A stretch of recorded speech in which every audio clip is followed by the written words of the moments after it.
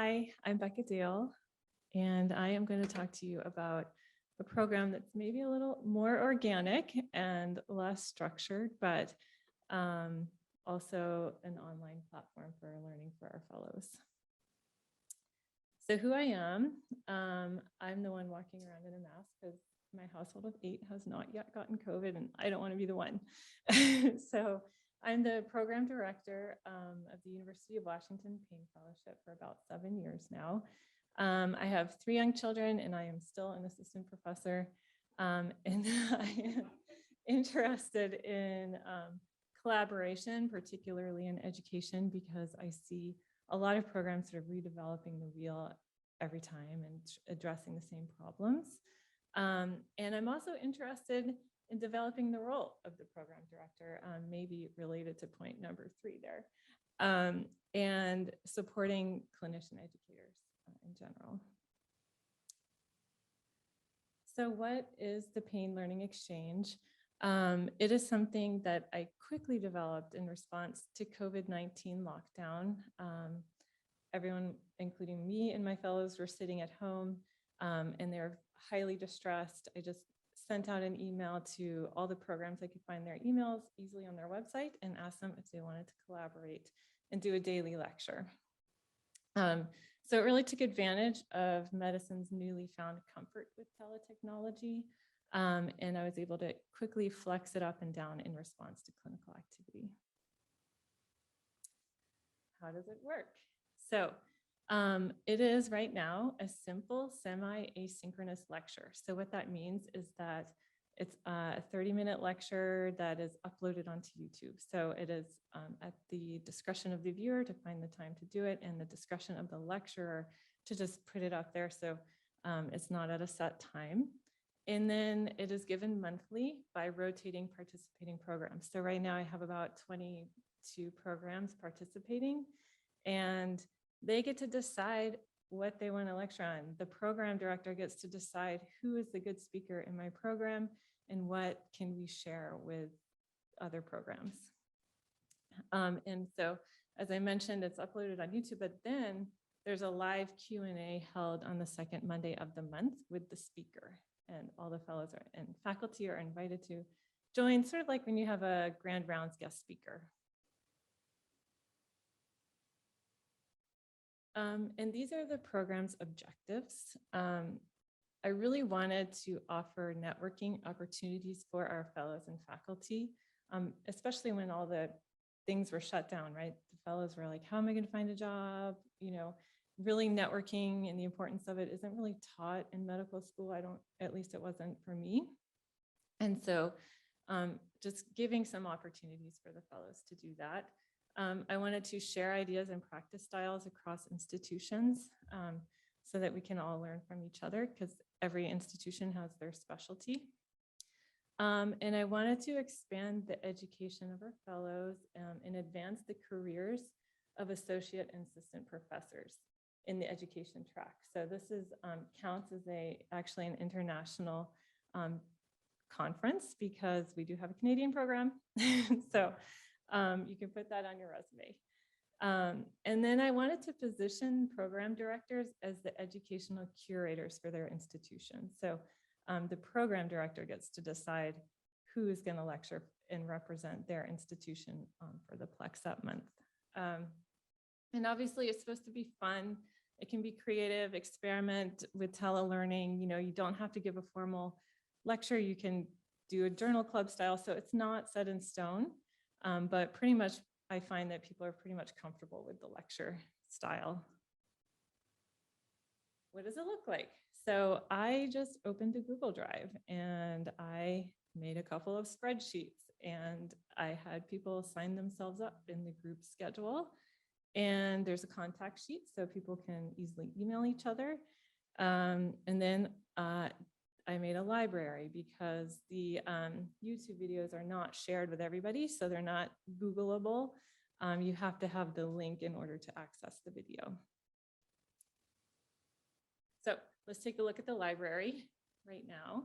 This is what it would look like if you opened up the Google Drive and clicked on the library. You just have the YouTube links, who gave the lecture, what the lecture was about, and the date that it was given. And you can just click on that and view the YouTube video. This is sort of what the group schedule looks like. This is early on when it was daily. I had a lecture journal club that was given by the fellows. It was a little bit more interactive as opposed to how things have progressed. But I really just had people sign themselves up to take some of the administrative burden off of me. And this is who is currently participating. This is sort of sometimes what it feels like. But these are our programs. And I just go through the schedule and see who hasn't presented and send them the program director an email and be like, hey, you guys want to do, the June PLEX? Just let me know what you want to lecture on. Here are a list of the topics that have recently gone, and you decide what you can add to it.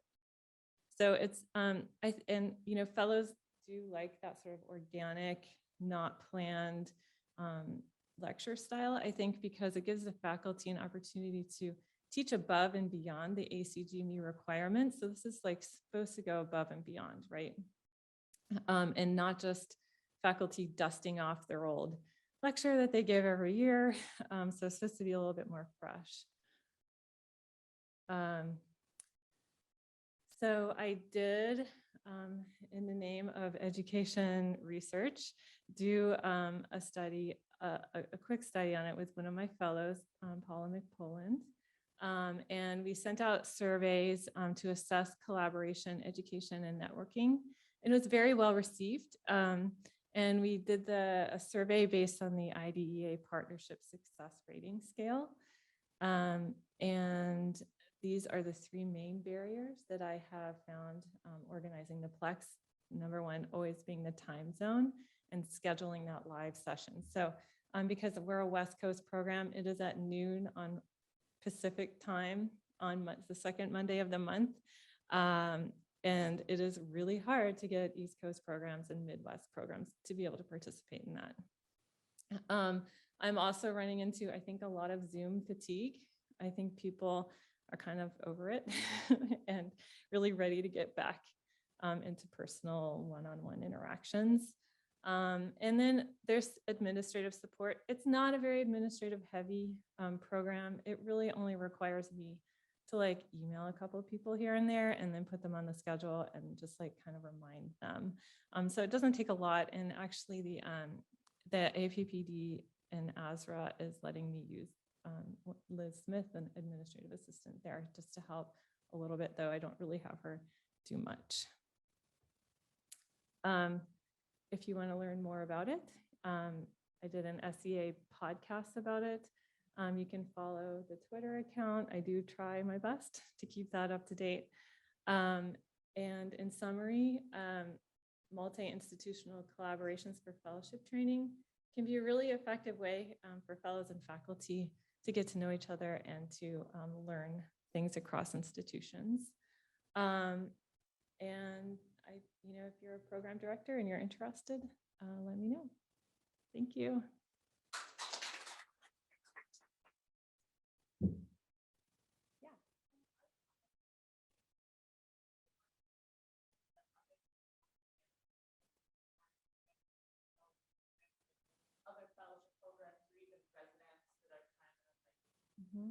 Yeah, so I do put the link in the Twitter account.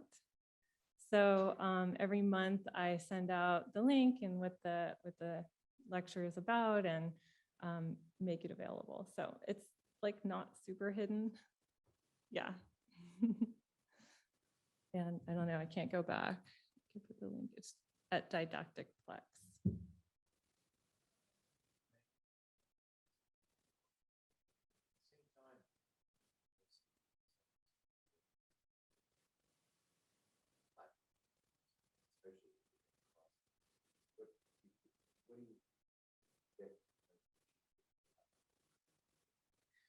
I think one of the golden nuggets of this platform is the library. I think I know I've used it multiple times when I've had a no-show in our regular didactic, or if, you know, that faculty just left and we don't have an expert in that topic, I could just go to our library and be like, okay, you guys, we're going to watch this video today.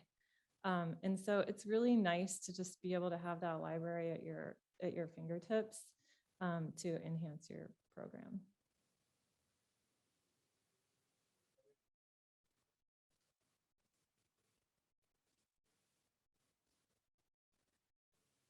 Well, I mean, in that there's other fellowship programs, but no residency programs.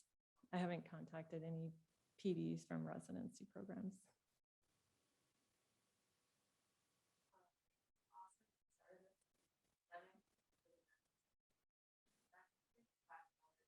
Or the gatekeeping.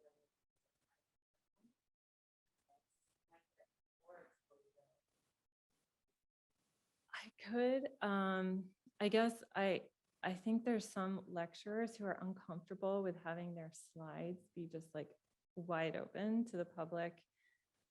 I don't know. I mean, I could ask and see how people felt about that. It just was much easier just to keep it a little quieter. I was also concerned that maybe some of these weird patient advocacy groups might catch wind of it and then start like leaving weird comments on the YouTube video. So I just wanted to be just like, you know, it's not super private, like anyone can share the link, like, but I didn't want it to be like out there.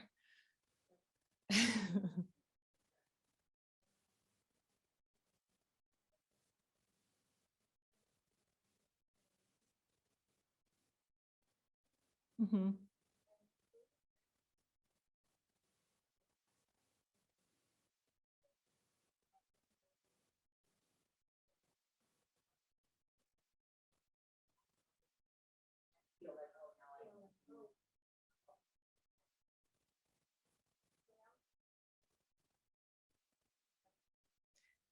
Yeah, it's just you just don't know what people are going to do with your content. And then I felt like I'd have to really talk to every presenter and be like, you know, and I don't think everyone would be comfortable. So this is just consistent and easy. And it's not super hidden, like just follow the Twitter account, or the Google Drive is open to anybody with a link. Like anyone with the link can edit, like it's very open, but you just have to sort of be in the know. Yeah. Well, so that's the Q&A, right? So that's how come I don't want to waste people's time with just like having a lecture during your lunch break, right? So if you're going to be doing your lunch break, I think people should be eating. I really try to encourage fellows to turn their cameras on, write in your name, like what institution you're from. And I've noticed the fellows that take advantage of that. Like I've met a couple fellows at this conference already who are like, oh, I remember you from the PLEX, and they were already able to network with me. And so if you take advantage of it, it can be really great. But most people, unfortunately, like I showed on the slide, have their cameras off. But there are a couple who are, you know, who do that.